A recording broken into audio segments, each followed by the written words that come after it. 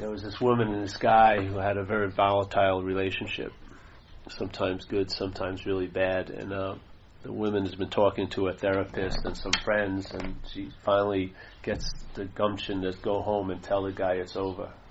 So she drives over to his place, and she walks in and she says, "I'm leaving." And he says, "I'm coming with you." That's sort of what the selfing is like. Now, I don't know, anyone have ever heard ZenBitchSlap.com? Yeah. Just for Bridget. Yeah, that's a website that we have, and because maybe I should use a glossary of terms. I'm going to use a statement called selfing, yeah, and I'm going to use a statement called identification as a self. Now, the statement identification as a self isn't like there's an identification as, which is the verb, and then there's a self. The identification as a self is a verb. In other words, for me, there is no long-lasting, independent, separate entity. It's a mental idea that's reinforced usually by your daily narrative in your head, by the language that we've been taught. Because the language is a subjective language used by objects. Yeah. So like people who haven't seen me in a while, I came over to Boston to do some talks, and they said, "Paul, you're growing your hair."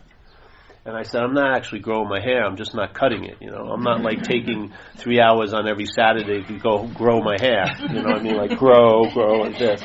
No, as long as I don't cut it, it grows. It's sort of like, it's funny where people say, let's say if I was sitting here and I said, "I've got to stop the meeting early because I forgot this burrito I ate, I got to go home and digest it, I got to do that," and like I'm pumping my own blood and I'm beating my own heart.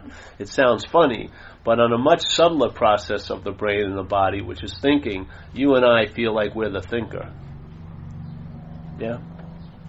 You and I feel like we're the thinker. If you have an ego, let's say, there's a feeling that there's a you that has the ego. Yeah? When there's an action being done, you feel like you're the one who's doing it. Yes? When there's a feeling occurring, there's the feeling that you are the one who's feeling it. Yeah? This to me is the selfing. Yeah? Putting yourself in a position, like, what's going to happen to a thought if it's your thought? What's going to happen to a thought? Simple demonstration. Let's say there's a blackboard here. We're going to write the word sex down, and we're going to write the word money down, and we're going to write the word health down. And everyone is going to give somewhat of a meaning to those things based on their conditions. If you don't have any money, money will mean a lot more to you, yes?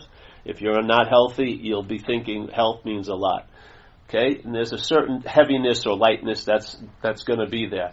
Now we're going to change the weight of those words by adding one simple word in front of them. My money. My health. My sex. Yeah? Totally different. Money is totally different than my money.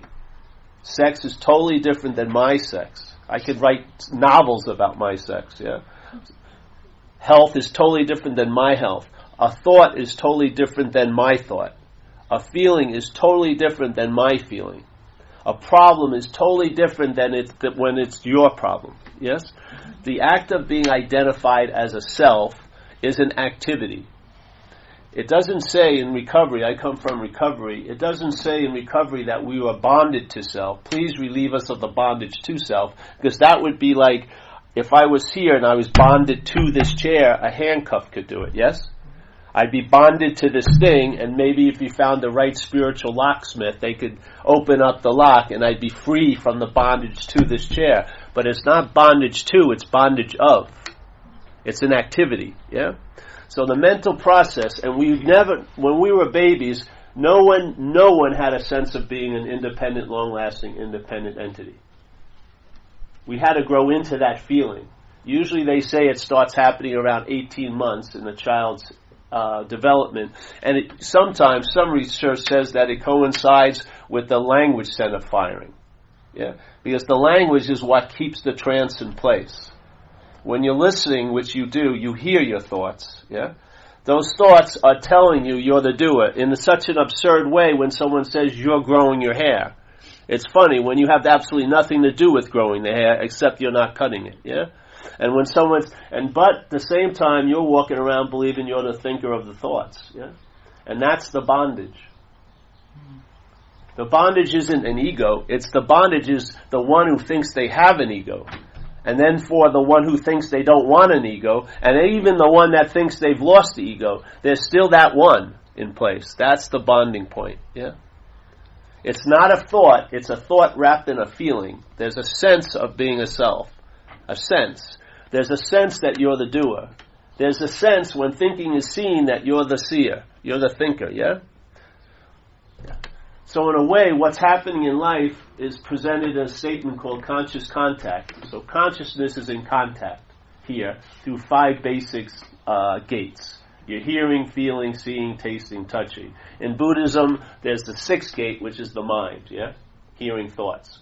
So these 5 gates, consciousness is moving through and experiencing whatever this place you want to call it. To some people, it's consciousness is experiencing consciousness, yeah?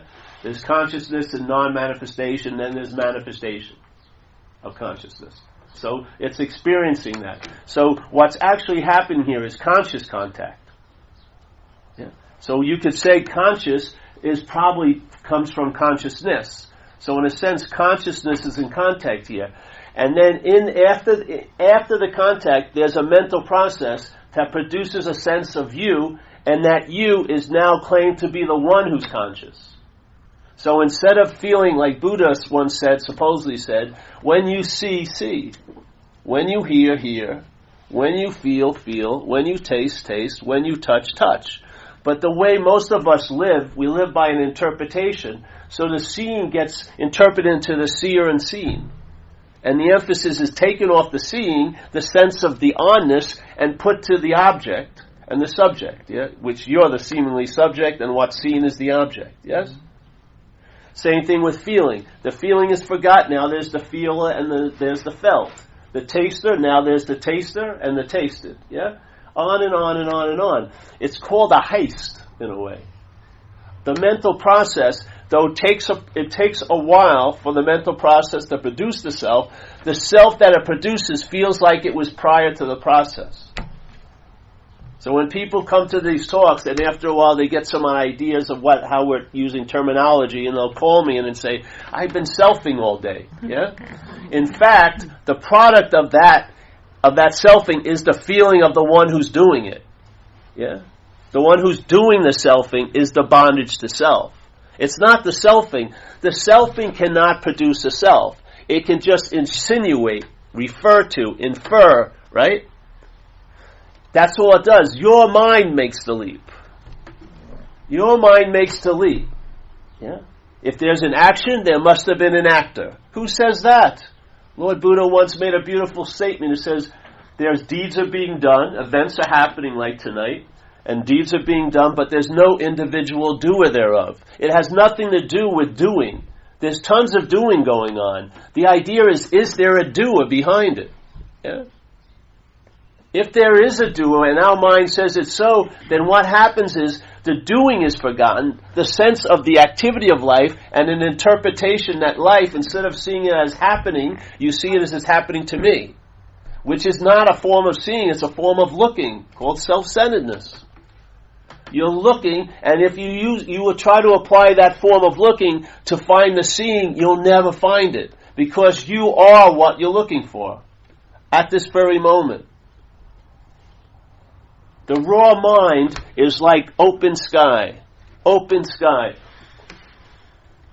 You can have 4th of July explosions in it. It doesn't rip the sky open. You never hear a plane call the tower saying, we just ran into a big chunk of sky. Yeah? Tons of clouds come and go. When it rains, the sky doesn't get wet. And when a bird shits, it usually lands on your car, not on the sky. Yeah? Sky is like that. Our mind is like sky. Yeah? Vast and open, allowing everything to appear in it, yet not affected by anything that appears in it. Yeah? It allows everything to appear in it, but it's not affected by anything that's appearing in it. You have that immunity. right where you're sitting. You have the immunity to thoughts, you have the immunity to feelings, you have an immunity to circumstances and situations, and where you lose the immunity, when there's a sense of being a you who's in the circumstances and the situation, the sense of being the thinker of the thoughts and the feeler of the feelings.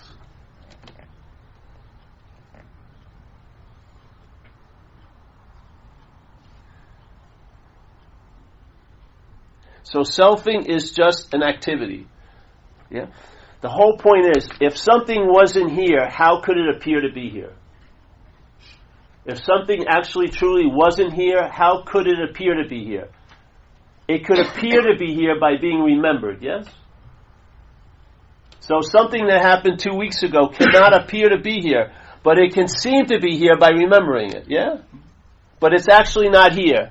Let's say 2 Saturdays ago is never going to appear on this Tuesday, or whatever it is, Wednesday, Tuesday, yeah? No, it's never going to actually really be at the Tuesday, but it can appear to be to you, yeah? So the sense of self has no inherent existence. It's based on an activity, and the activity is that it must be remembered, yeah? So how is it remembered? Well, your thought system, just look at your own thought system. How does your thought system picture you? It pictures you as a body, yes? When you think about you 3 years ago, you're not thinking about you as space or spirit. How are you going to try to quantify that? Oh, my spirit was feeling very unspiritual 3 years ago. You know, or that space just looked like this space, you know, just spacious.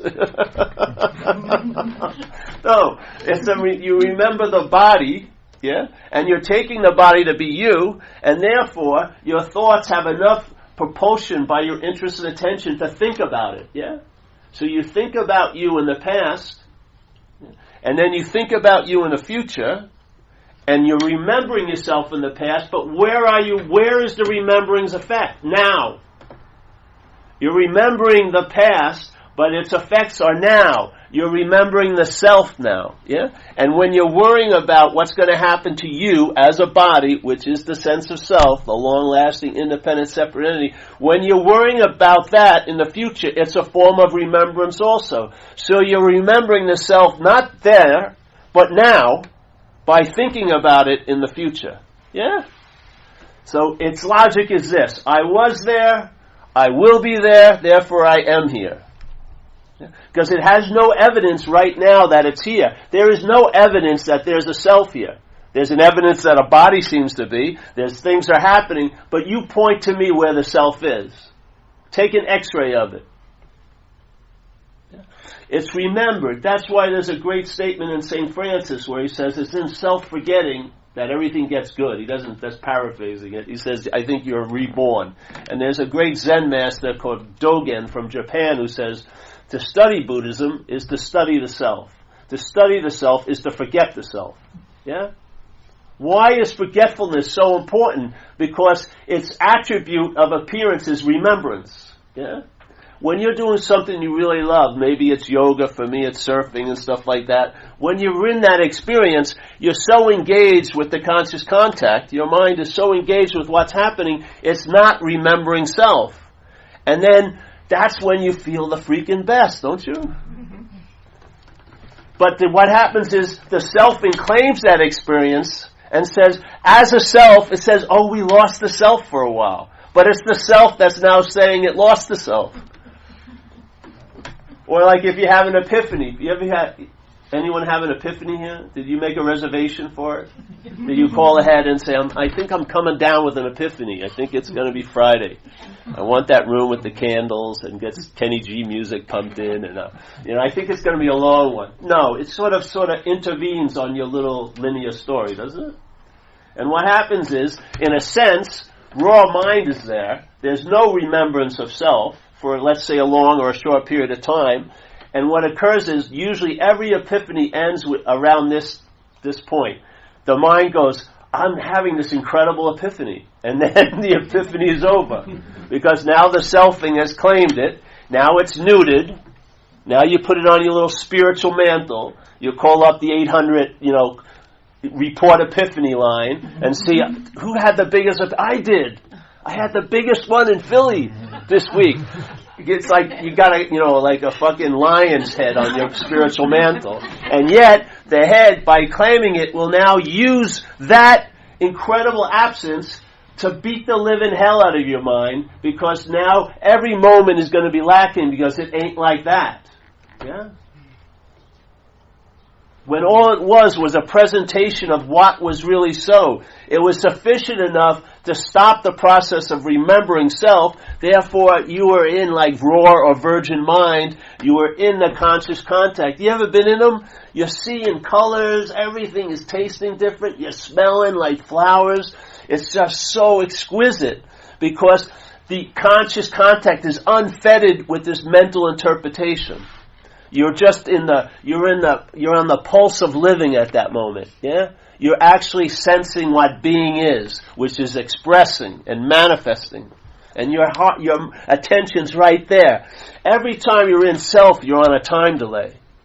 Because no matter what's happening now, it takes a little bit of time for the mental process to produce the self and then to claim what happened and make a story out of it, and you've missed the whole moment. So in recovery, we say self cannot get out of self. Or in Buddhism, they say you can't use mind to get out of mind. You can't use Buddha to find the Buddha. Yeah? You can't use light to find light. So this is more of a thing of a negation. We're not telling you what you are. We're questioning who you think you are. And if you're not that, maybe that's going to be that. Yeah? That's what occurred with me in recovery, in alcoholism. The parasite, it's like a very strong mental wind or mental groove. In Hinduism, they call it a samskara.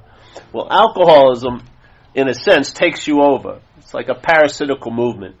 And anyone who's ever been taken over by addiction to, let's say, shopping or alcoholism or pornography or whatever it may be, gossip, whatever it may be, it's almost like you're possessed, yes? And that thing is a pretty hostile takeover. If, let's say, a big bug landed on my arm right now, I would probably immediately knock it off, yeah? And if it landed on me 30 times, I'd have that knee-jerk reaction to knock it off. With anyone who's been under alcoholism or addiction, it's a pretty hostile takeover. So the parasite has to have an incredible strategy. And it does. It convinces you, the host, that you're the parasite. Yeah? So now, while it's expressing through this opportunity called you, your little voice box is claiming every one of those expressions is yours. So now they're my fears, my resentments, my acting out. But in fact, they're the expressions of that thought system called self. Yeah? How can you be free from something you're identified as? You can only attempt to be free as it, by it, for it, but the whole solution is from it. Yeah? The relief is not for it. You're not going to become a freed self. That's still a form of bondage. Remember, the bondage isn't to anything, it's of. It's an activity. It's like a gluing. It's like a glue. It's a very unholy bonding. It's like water and oil, so it needs a lot of activity to keep reinforcing the idea that it's a you. So every thought is inferring you as the thinker. Every reading of every action there's a doer. So it's constantly pointing, inferring, implying, insinuating, assuming, but your mind has to make the leap. It cannot make a self. It can only point that one. It can only point an idea to the mind, and the mind makes the leap. That's where the solution lies. If you can see the activity of the selfing, you won't see from the selfing. You will see it. You'll see it made up, you'll see what reinforces it, and it will be a very distinct, very strong hit, I'm not that. And as soon as your mind realizes I'm not that, the next thing it can entertain, I can be free from it. Not therapize it, not socialize it, not try to civilize it, not just hope for maybe a 3-month workable relationship once, or I won't flip out at the next picnic I go to and think that's a great success. You'll radically be free from it. And then you'll know the problem from the solution. You will know it from the solution. It's like everyone here in this room, I guarantee nobody was in a cafe today where someone was talking about the effects of gravity. Not one person was overhearing a conversation. Someone's going, gravity's really heavy today on my shoulder. I can really feel this pushing. It looks like it's nicer to you today, you know. Today it's like really on my case, you know. No one freaking knows yet gravity's affecting this body every day, all day. None of us are paying any attention to that. The only way you'll know it is if you go into an anti-gravity little thing, yeah? Then you'll know it by its absence. You'll know what it was by its absence, yeah? You know the problem from the relief from it. When you get the relief from it, you'll know what was causing the heaviness. You'll see it as clear as day. Yeah? And it's not the cops, it's not the ex-wife, it's not the kids, it's not my physical circumstances, emotional circumstances. It's the idea of the one who's in them all. Yeah? The strong allegiance to this idea that I'm a long-lasting, independent, separate entity, and that act of remembrance, this is the passive denial of what you are, yeah, which I believe is the seeing, yeah. It is not even the conscious contact. You're seeing the conscious contact. The conscious contact is occurring, and there can be an awareness of that conscious contact. I would say you and I are that awareness of the conscious contact.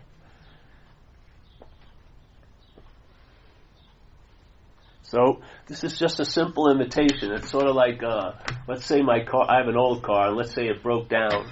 So I'd go to it, and there was an air filter. My friend would take the air filter off, and he'd be out there, and I'd be trying to turn it on, and he'd have a gas can. He'd put a couple of drops of gas in the car, and I had the key, and I hit the pump in it, and then it fires up, right? I don't need, if I keep pouring gas in, I flood it. This is what this is. This message is an invitation, not a dissertation.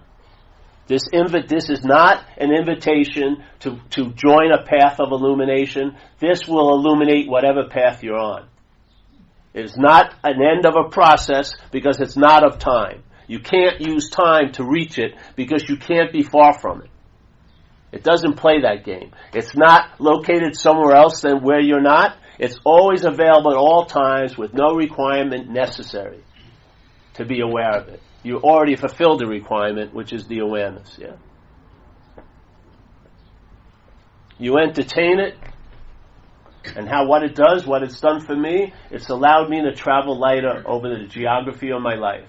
It didn't promise it was going to change the geography. I'm going to get fired if I'm going to get fired. I'll either marry or not, and all like this. I may get ill, I may not get ill, but I'll travel lighter over all of it, on a consistent level. And you will know the problem from the relief, from the solution. And when you get the solution, you see the problem was imaginary, and then the solution gets thrown out also. Yeah? You don't even have to carry one solution.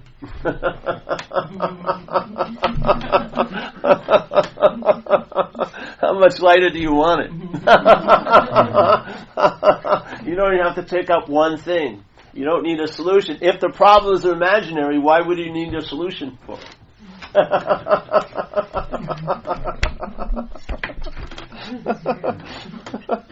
It's like people who are obsessed with what's not happening. I wish I could have a therapeutic business where that's all I dealt with, you know. I'd have the shortest sessions in the world. They'd come in, start spieling about what's not happening. I'd say, that's not happening. There's nothing more you need to do. What are you going to do if it's not happening? Absolutely nothing. Did it take any time to deal with it? No. You just recognize the obviousness. It's not happening. Yeah. Now, in what's not happening, anything can happen. You can have cancer in what's not happening right now. Yeah. You can be destitute. Your girlfriend or boyfriend may be sleeping with your best friend or whatever right now in what's not happening. Yeah. But then there's something that is going on called what's happening. There's not millions of things happening. There's only one, but it has one quality what's not happening doesn't have. And that is, it's happening. Yeah? You may not like it, you may not think it's great, but it is happening. You're seeing, feeling, tasting, touching, smelling. You're engaged here. Yeah?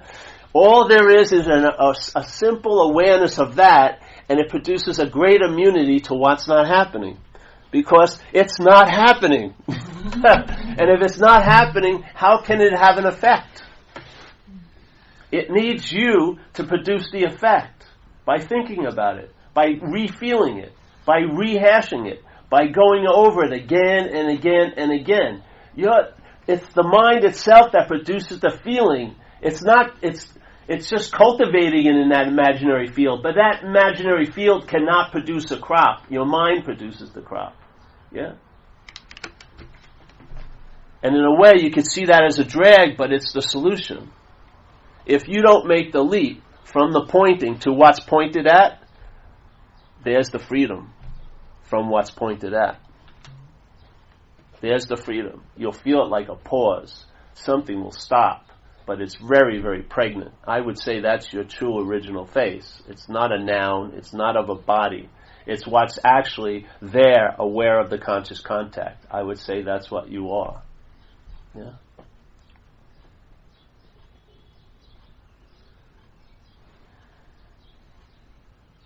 And then you see blue is blue and red is red. Like I was doing a talk in California, and the guy says to me, "Are you afraid of sharks?" Yeah, because I surf, and I go, "Not now."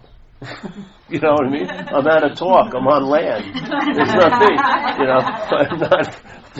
I know the qualities of shark. They haven't learned how to get on land and take a cab yet. You know what I mean? So I was sort of like, no, I'm not. Then he goes into the hypothetical. But if you were in the water, I said, maybe. I don't know. I'd have to be in the water to find out if that arises. But for right now, I have total immunity to it. That's exactly what it's like. It's so much common sense where, these books that a lot of people got into, I don't know if they're still producing them, How to Get Into the Moment. Did you ever read any of them? No.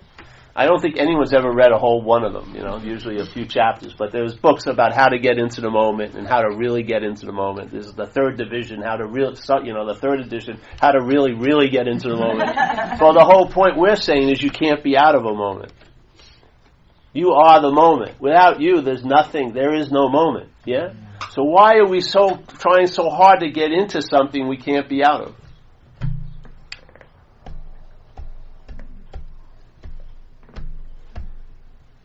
And why, in one sense, in spirituality, why is everyone trying to get out of self if they can't be in one? Yeah. To me, selfing is like a predator, but not like a predator in the jungle where you know the prey when the predator jumps on them and rips their throat out. This predator has you by moving away from it. When your mind keeps trying to get out of it, that's being in it. That's the real trap. You don't see the second side of the trap. You're believing, and it feels noble to try to get out of it, but you ain't going anywhere. It's sort of like every exit doesn't lead anywhere. No matter how many maps that say this is the authentic, even if it's 3,000 years old, this is the authentic escape route, it ain't taking you anywhere because self cannot get out of self. Yeah.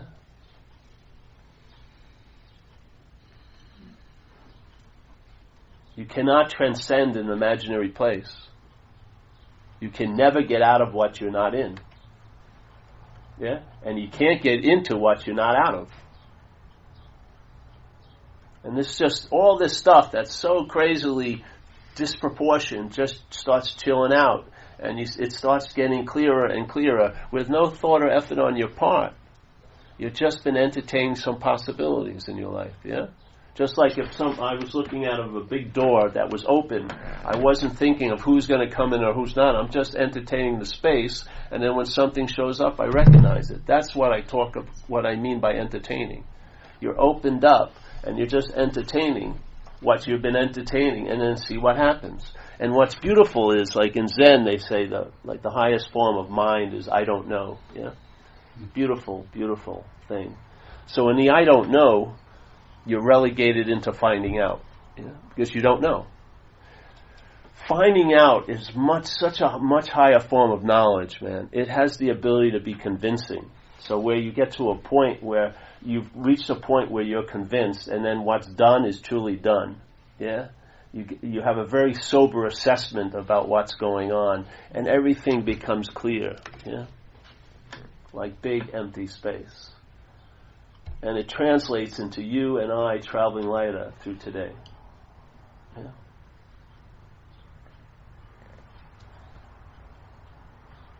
I used to think like a huge, big experience was it.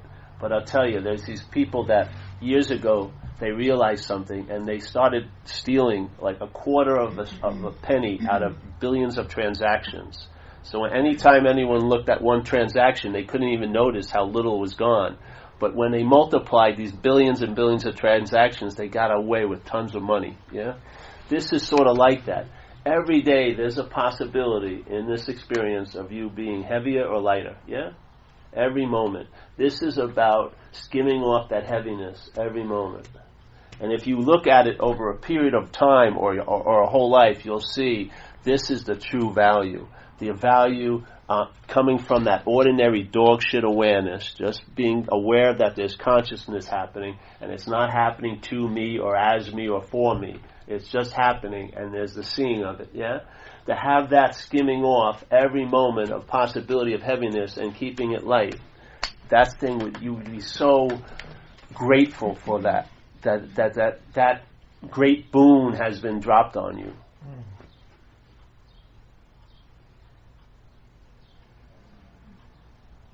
So what do? Nothing, really. And if you came here looking for something, you're going to hopefully walk out with nothing. Yeah. And if you collect a lot of somethings, what is it going to end up to be? Nothing. So why not just start with nothing? Yeah. Or no thing. The only problem with us is we're seeing nouns when there aren't any. Yeah. So we believe it's like putting a flagpole in river. You know, and we're saying this is the river when the whole river is a verb, you know, water rushing by. You can't really capture it. You can just put a name and form on it, but it doesn't capture what it's like, the river. Yeah? Well, I don't believe we're a noun. I believe everything is verbing. Yeah? And the way you know it's verbing is when you're a verb. You can really see that life is just happening. When you're a noun, or take yourself to be a noun, life has to be seen as if it's happening to you. Yeah? And that is the bondage of self.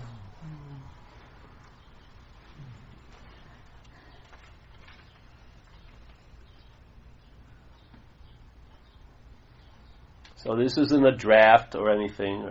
We don't have a thing to sign up for. You know, you're not going to get like a new lesson every week. You know, send me $100 a month or something. This is an invitation. I wouldn't even present it unless I believed it was available right now, right where you are. You know, I have the faith in mind that if you can hear it, you can entertain it. And if you entertain it, you'll see if it's so or not. Yeah? You'll find out yourself. And you may not recognize it right away, but after a few months of traveling lighter, it'll dawn on you. Yeah? You'll see that you're onto something, and why not just ride it?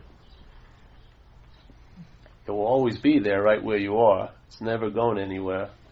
Any moment that you're conscious, there will be that invitation. And it's truly a place to rely on. Yeah? Most of us are relying on the system of thought called self-centeredness, and in recovery, they talk about it very beautifully. They go, why are you in so much fear today?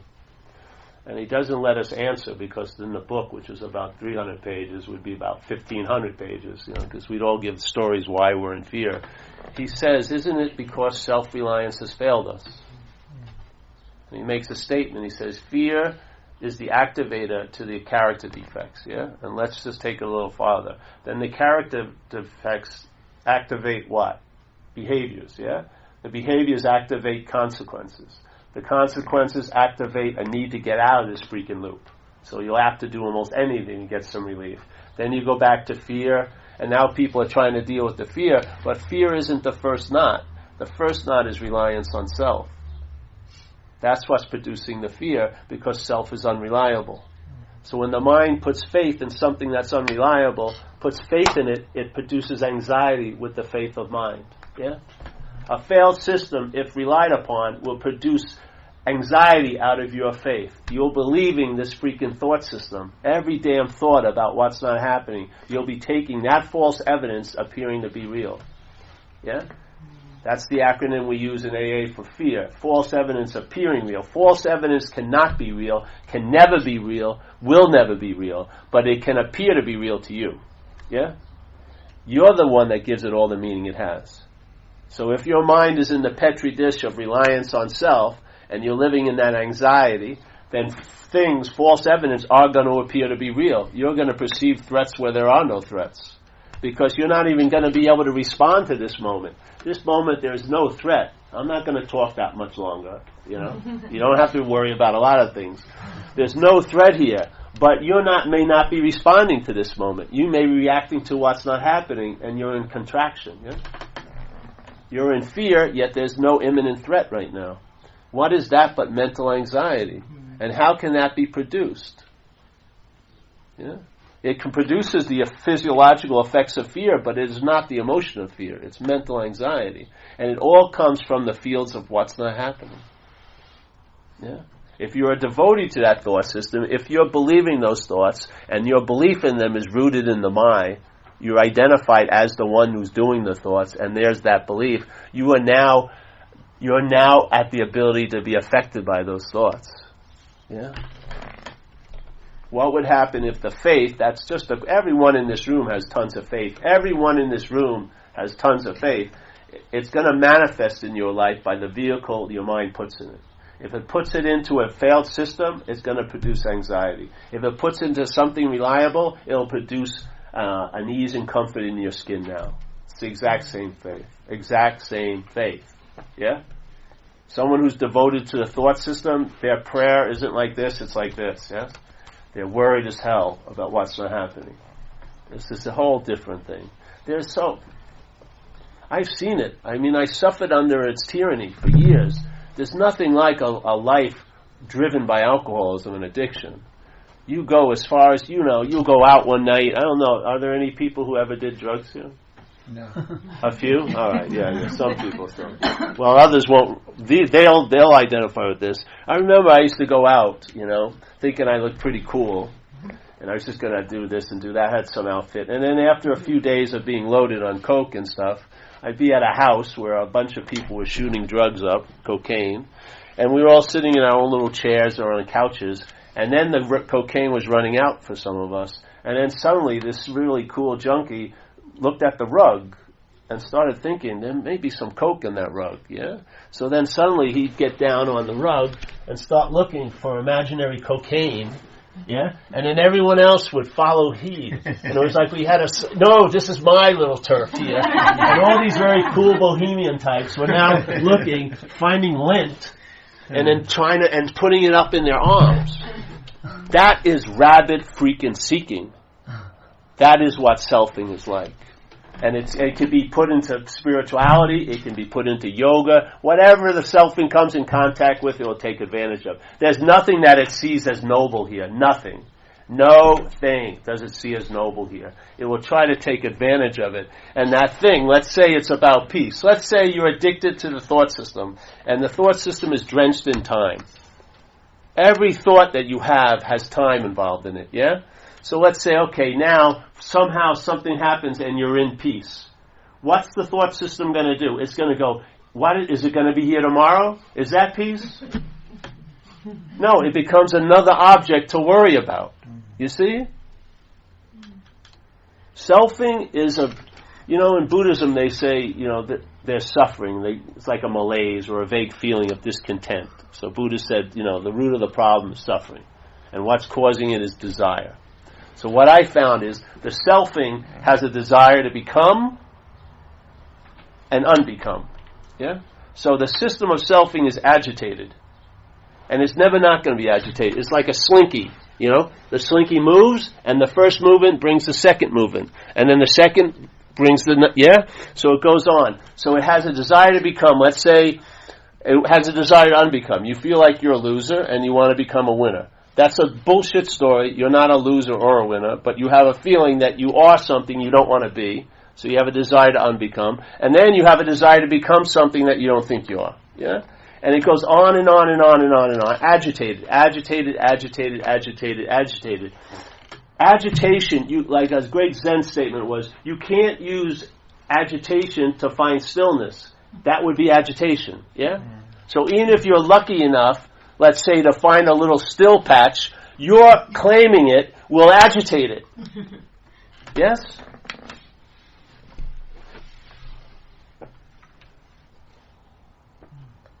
So you're not going to win. You're not going to hear about non-self and now you're going to try to become a non-self. That's also a sense of self. the sense of a non-self. Yeah? There's no way you can get in and get out of this little trap. The beautiful thing is you were never in it, truly. That's the gorgeousness of it. It takes you absolutely no time whatsoever to come out of what you're not in. None. No time. And you'll know it when you're out of it. You'll know it by the relief from it. Yeah? You'll see, it's just like that gravity thing. You don't know the effects of gravity until the effects are removed. And then you know it by its absence. Yeah? You will know about selfing by its absence.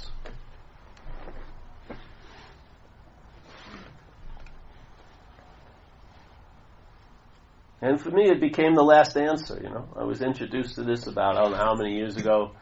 And when I first heard it, like at a meeting like this, it was like an unspoken yes. It was like I knew it before knowing, And then it's just been echoing ever since. And all I've been doing is entertaining it for like 14, 15 years. That's all. Just entertaining it. There's no vigilance concerning it. There's no efforting. I'm not working on it. I don't have when I come to a talk like this, there isn't like a get ready, get set, go room, and then I come out here all prepared. The preparation is with no preparation. The true security is in uncertainty. Yeah? The true knowing is unknowing. That's the only for me, that's the only thing that works. I mean, I used to go on retreats in Thailand to sit for 3 weeks, 14 hours a day, 7 hours walking, 7 hours sitting. I'd lose about 20 pounds because you only eat before 10:30. It's like a soup. And then you can have yogurt drinks the rest of the day. And have tons of spiritual experiences, all like this. They had nothing to do with it. Not one bit. You can have 1,000 experiences. It doesn't add up to an awakening. Awakening is a whole different ball game. It's your basic state. An experience is something that comes and goes. A state isn't something that comes or goes. It's past there. Yeah. What happens is if you start entertaining this, it will influence all your experiences. Yeah? It won't give you an experience, but every one of your experiences will be influenced by this new way of seeing. It's not even a new way of seeing, it's just you've lost the interest in the old way of looking, and now they're seeing. Yeah? It's like if you had a pair of glasses on and you took them to be your eyes, would you ever think of taking them off? Your mind would never go there. No matter how much distortion was being produced, no matter how much you were bumping into things, no matter how much it was obvious you weren't seeing, you couldn't even see what was 5 foot ahead of you, you would never cross the point of entertaining taking them off because you took them to be your eyes. This is what's happening with selfing. You're taking it to be yourself. And there isn't one. Yeah? You're giving it the perfect immunity. No matter how nasty it gets, you'll never be able to entertain a radical freedom from it and you may be entertaining a freedom as it like crazy. I see a lot of people, they're trying to entertain, I'm going to be free as a self. It's at a point where they're saying, I'm going to be there to experience my own absence. I'm going to be there to experience my own absence. I'm going to wait until that happens.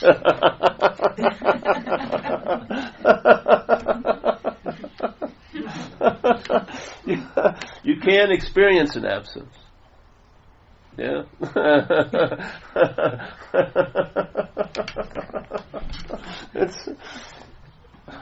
So there is a solution. Yeah? From the solution point of view, the problem is imaginary. So after that hits, you don't need a solution either. It's so gorgeous. It's so economical. There's nothing to grab onto, therefore there's nothing to lose. Yeah? There's nothing to be vigilant about, so you don't have to be a big relevant character in the play. You're actually truly irrelevant, and that's why it works. Yeah? It never falls upon you either choosing or not choosing. It's beyond that. You are that. You have no say in the matter. Not one bit. Man.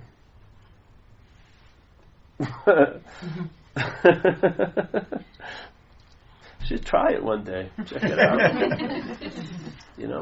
It may cause tonight, the rest of the night, to be a little lighter. Even hearing this may. That's what's amazing. I see people, and this hits them, and yet then they go home and think about it, and their mind makes it something, yeah, and then you lose it again. Or they think, I got it, and as soon as you got it, you've neutered it also. No thing is so beautiful, and it's also, nothing is the gift that keeps on giving. Everything comes out of nothing. And it's trippy. You ever see those Middle-earth movies, Lord of the Rings? When they have the Eye of Sauron, and it's an all-seeing eye, it's looking everywhere for its precious, the ring. This is so ordinary, that Eye of Sauron misses it. That's why it's so valuable. The one who wants to be recognized for spiritual growth, you're missing this. This is so ordinary, dog shit awareness.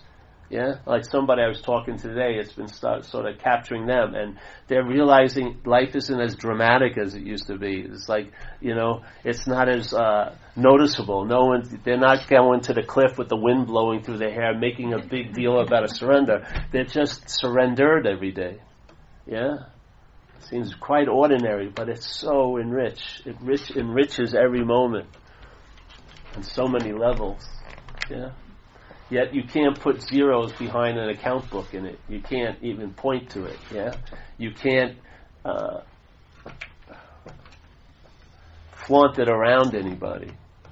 Yeah, it's too ordinary for that. Yeah, your mind doesn't even give it any value. The conditional mind, it just steps over it every day, looking for what it thinks it is. I mean, right now you are what you're looking for. You just don't think so. Like St. Francis said, a beautiful statement. What's looking is what you're looking for. So beautiful, to save you so much time. What's looking is what you're looking for. He didn't say who's looking. He said what's looking. What's looking is what you're looking for right now. There was no little amendment saying, but on Tuesdays and Thursdays. No, what's looking is what you're looking for. What a beautiful invitation. So succinct. One sentence, not 500 pages of scriptures. One little statement goes right to the heart of the matter. One little statement. That's the brevity is so beautiful. They're like perfectly cut diamonds, yeah? One little hit of light off one of its sides just hits you so cleanly, I like one that Ramana Maharshi supposedly said, which is, to know God is to be God.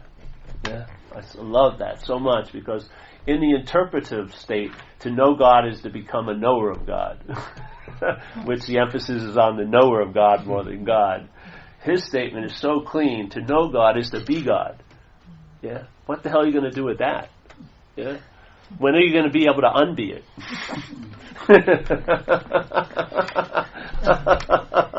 You either being it, or that's it. Yeah. Oh, I think I'm not going to be God today. No, you don't have any say in the matter. Yeah. So to know God, to be God. No process. Yeah. Boom. It's like this thing with interest. To me, the whole obsession with self is based on interest, really. So let's say we're in this room, and there's a room right next door, and there's a pretty woman who I've seen I'd like to meet, and my mind's telling me we're going to get married and have my babies and everything like that. So she means a lot to me. I've never met her yet, but she's in my head, she's like my savior for the month, she's going to do everything that I can't seem to do for myself, right? So I'm at a talk like this, but my interest is trying to hear what she has to say. I'm hoping she's talking about me and goes, hey, I like that guy Paul. Because I don't want to, I'm really afraid of dealing with rejection, so I want to have it, like the bet hedged a little bit, So I'm trying to listen, and I'm supposed to be doing a talk, and people start noticing I don't seem to really be here. And so they say, hey, Paul, you're talking about this, and I'm saying, yeah, but I have no control of the interest and attention. I can't call it back. Yeah. It's out there because it's doing its job. It's looking out for me. Yeah, and this is my savior, this babe. Yeah, so right, someone walks up to the desk, puts this book on, How to Lose Interest in a Conversation in Another Room. Yeah, I paged through it. I like the principles, but it's not having any effect. And then so suddenly I hear her, and I'm really like X-ray hearing, And she says, I really like that guy Matt, and my name is Paul. What happens? I lose interest immediately. Yeah. I don't have to take a 3-month retrieval program to get my interest back. As soon as I hear it's not about me, I lose total interest in it. Where does the interest go? Find out.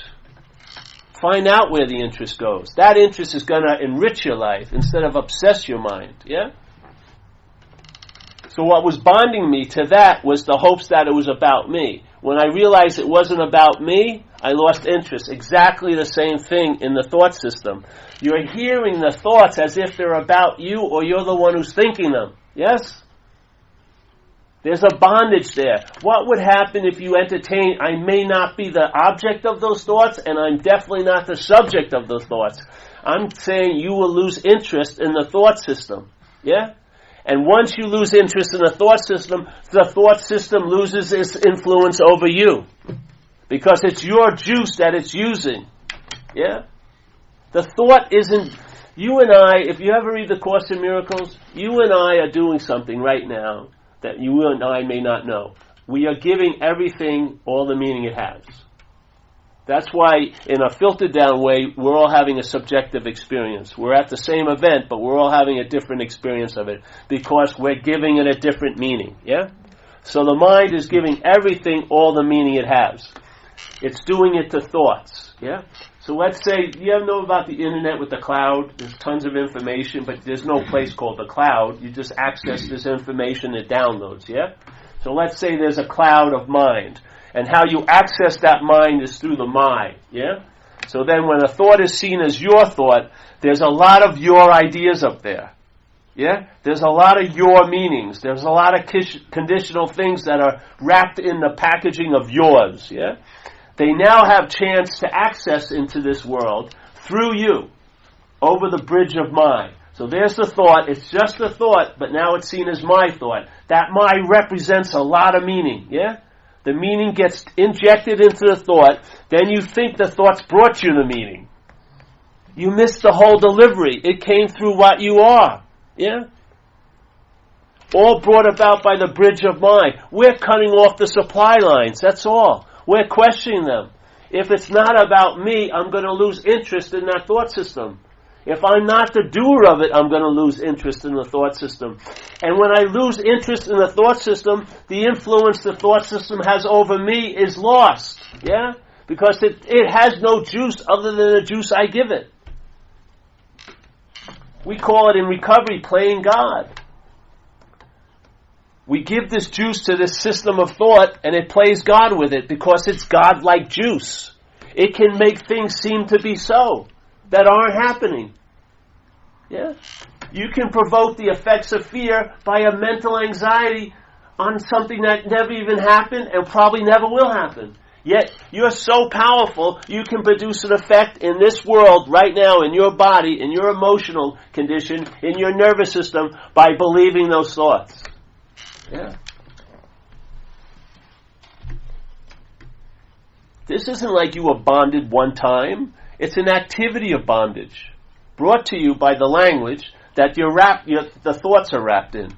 And you're hearing them in an ignorant manner as either the thinker of them or the thought about. And that is bonding you to their effects, which are actually your effects. Yeah? Course in Miracles would say, you and I are the dreamer of this dream. We forgot we're dreaming it, and we've given everything we've dreamt the power to affect us. A really good apt description of what's going on. You and I are the dreamer of this place. Yeah, we don't realize that because we take ourselves to be a dreamt object. This, yeah. In that forgetfulness, everything we've dreamt, we forget that we're dreaming it, and we've given it all the power to affect us as this dreamt object. Just like if you were in a dream and there was a tiger in that dream, that tiger would scare the bejesus out of you, right? If you were in close proximity. Maybe the best you could do is read about how to be living with cohabitate a small space with a tiger or this and that. But still there'd be a large amount of anxiety because the nature of the tiger is out of the blue ripping your throat out, yeah?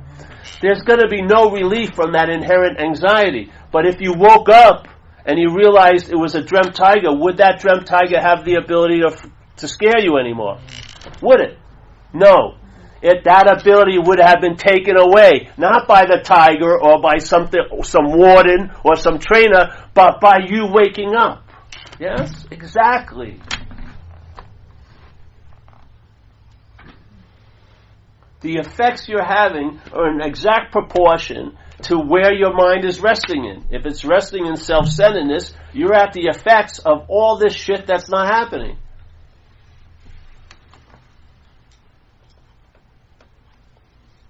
Conversely, you can have an immunity to it. And then find out what it's like, instead of being self-centered, to be centered. See what it's like. There are modalities of mind that are open and available, and they're not centered in self. They don't look in a way that always pertains to this idea of being you. They're open, big. It's like free-ranging. Yeah. Lots of possibilities, a huge amount of possibilities. Not the possibility I will be okay, because once I was okay, but I am okay. Yeah. Look at the thought system. What does it honor? Does it honor this moment, or does it honor the past and future? What are your thoughts about? Are they about the past or the future? If they are, that's what it values. The thought system values the past and future, because that's where you can seem to appear and be remembered now. Yeah? As a self, as a body. This moment, the thoughts have no value here. They're using this moment to think about there and then. Yeah? But you're conscious and you're aware of the consciousness. Or you actually have the ability to be aware of it. But if you're hyper aware of the self, you'll be blind to the awareness of the consciousness. Yeah? And whatever path you're on, you're going to be the illuminating factor to that path. Whatever book produces an aha, it was your own mind using that book to produce the aha. The book had no potential to produce anything. Yeah? It was the mind that was reading it that produces the effect. Yeah?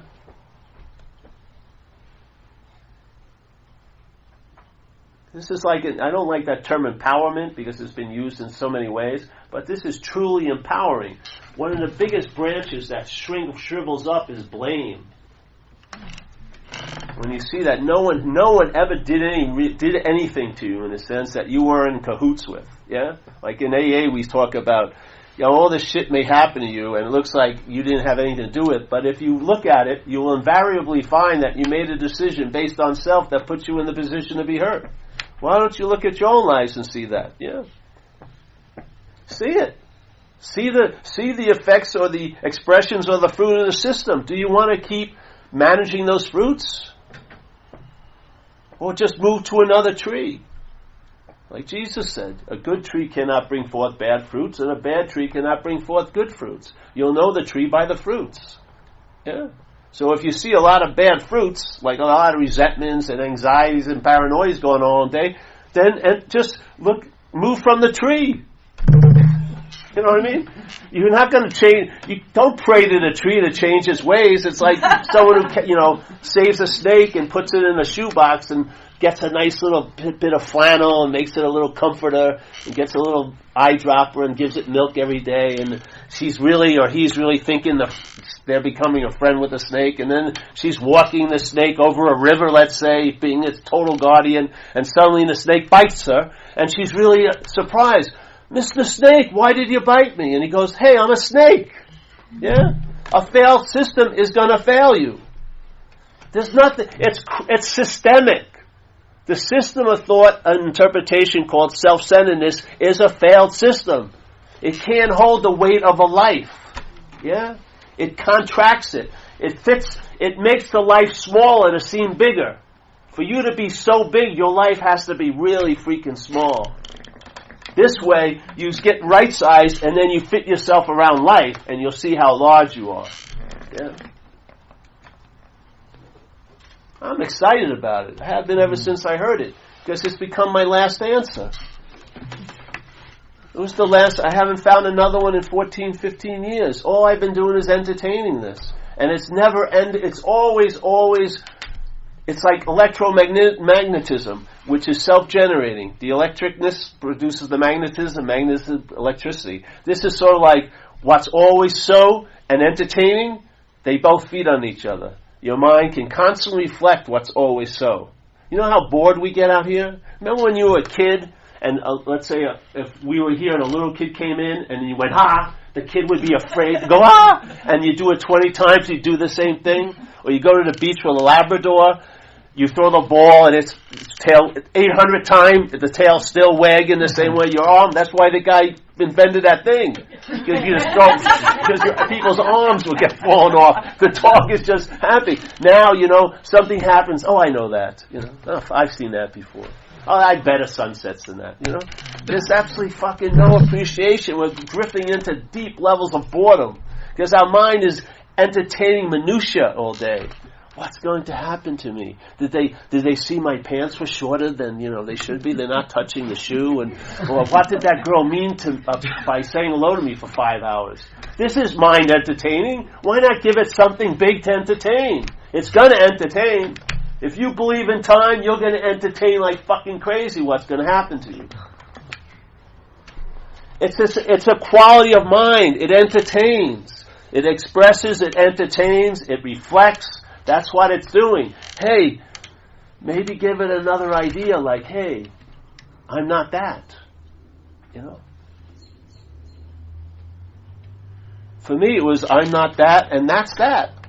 It wasn't like, I'm not that, now let's start looking for all you need to see is what you're not. That's what you are, is the seeing of what you're not. The recognition of what you're not is the recognition of what you are. You go the negative way here. You can't go the positive way. It's a negative way. I'm not that. Yeah? Because you are already. It doesn't need to be affirmed. All that you're not needs to be denied. That's all. You don't need to affirm. The denial of what you're not is the affirmation of what you are. Yeah? And maybe it'll happen a few times, but one time the emphasis will be on the seeing. And it will be a done deal. It's like 51% of your stock will move over there. This little 49%, all it's left with is a megaphone. It'll be loud, but fuck it. You'll be hearing it, but you won't be listening to it. And then you'll have an immunity, a stabilized immunity, not based on circumstances and situations, and your circumstance, your situations, your conditions, your emotional, physical, you'll outshine them. Instead of being a fucking slave to everything, you'll be outshining what used to enslave you. Yeah. And this is incredible slavery here. Quite a lot. Just by being moved by time, you can't even enjoy peace of mind, because if any peace drops in on you, you start worrying, will it be there tomorrow? How can you enjoy peace that way? How can you enjoy peace like a rat would enjoy a little bit of crumb when the light's off in the refrigerator, always wondering when the light goes on? It's got to run under the refrigerator again. Is that peace? That's slavery to me. Yeah. This is about radical fucking freedom. That looks quite ordinary. Yeah. You're not going to be walking around with turbochargers. You may not even have a loving gaze. You may not be able to do many asanas. A lot of things may not be happening. But one thing will definitely be happening, which is the awareness that everything is happening. You'll be on. You'll be verbing, brother and sister. And that's the only way you can see life as really happening, is be happening with it. If you take a stationary position, it'll be seen as it's happening to you. It's the noun that causes all the fucking... it's like, here's what would happen if a bunch of water decided it was the water. All the rest of the water would be hitting it as it was streaming by, wouldn't it? That's what's happening with us.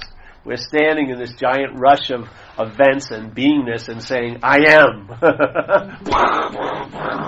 Just flow with it, bro. Go. Jesus, give up the ghost. It's not you. It's imaginary. Yeah? See, the highest level it can do here is appear. Yeah? It can appear to you that there's something so, but it's not so. It's just reaching the highest level it can do, which is appearance. And the selfing will never become a self. That's why it's always agitated. It's desiring to unbecome and become unbecome, but it never is. Never. Never is. It can never reach that level of isness. That's the solution. It can only appear, and for it to appear real, there has to be a you for it to appear real too. It has no appearance even in reality unless you see it that way. Yeah? And your way of seeing can change. Just where your mind is resting in will change the way you're seeing.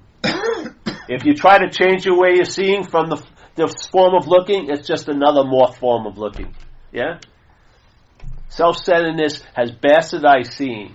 You take off the glasses and there's the natural seeing. Yeah? And when it dawns on you, you realize it's always been that way. It could never have been any other way. And the obviousness of it will make you fucking start laughing. Because it's just been under our nose every second of the time we've been here. Every second. Every freaking nanosecond. The invitation has been open. It was just the you that was trying to get it that made it something. Yeah? There you go.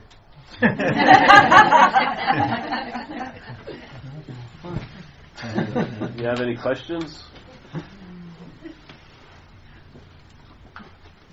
No? Great. What? What? Are you afraid of sharks? Am I afraid of sharks? No. But I was when I was in the water with one. Yes, I was, definitely. I think that was the appropriate response at the time. It would be inappropriate now, yes? Yes.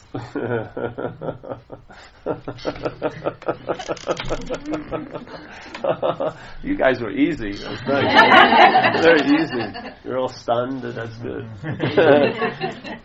What I'm really here for is to sell you some shirts. There's some shirts over there. We designed some shirts with Zen Bitch Slap and non-Zen Bitch Slap on it. I'm more than happy if you take a look there. And remember, Zen Bitch, we have a website called zenbitchslap.com. Or you can go to Paul Hederman. There's a lot of YouTube stuff out there. And if you're in recovery, we have one called the Reflections on the 12 Steps, which is like a 5-hour thing.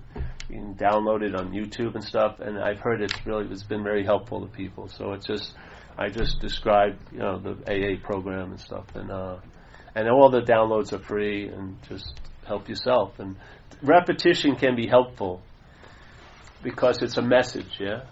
It's an invitation. It's not a big, long, drawn-out thing. And repetition is helpful. Just like repetition is part of the poison in a way. Like, I'm a loser, I'm a loser, I'm a loser has been repeated many, many times maybe in your head. And then there's the belief in that, or the fear that it's true. The same way we're using repetition of this, where you hear the message, and maybe, like the mind's like a lazy Susan, and maybe one time it'll get all the way through, and there'll be an aha. And as long as you don't make it something, it'll just start pulsating nothingness, and it'll have a very, very strong influence on how things go here, or how you go. Yeah?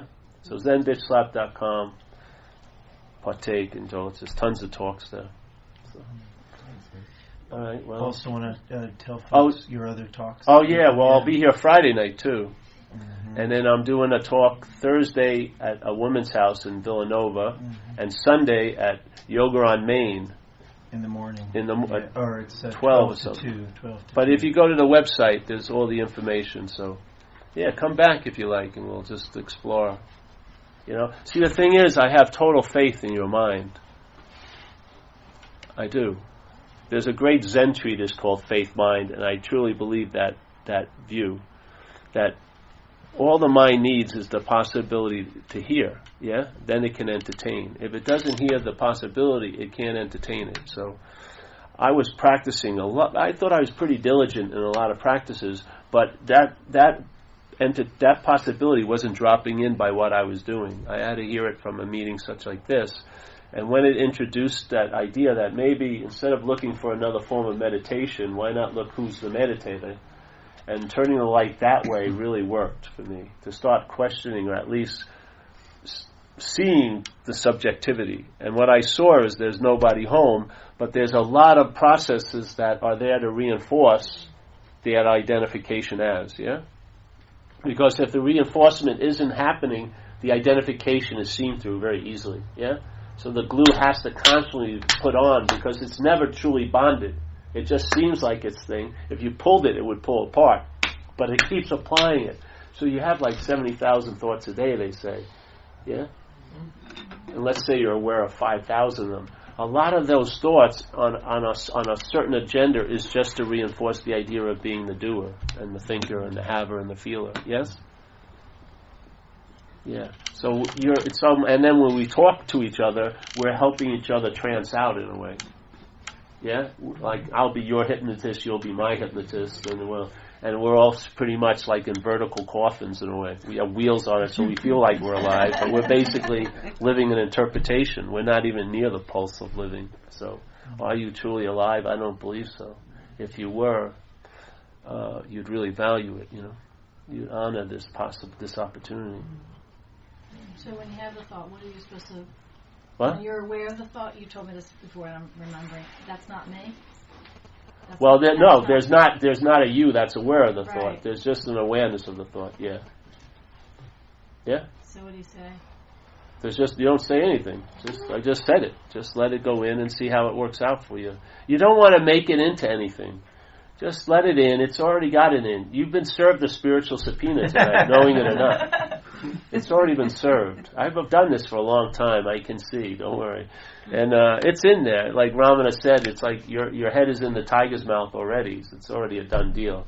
Just start seeing thoughts and maybe just see them. And maybe one day the emphasis will be on the seeing, not the thought. Yeah.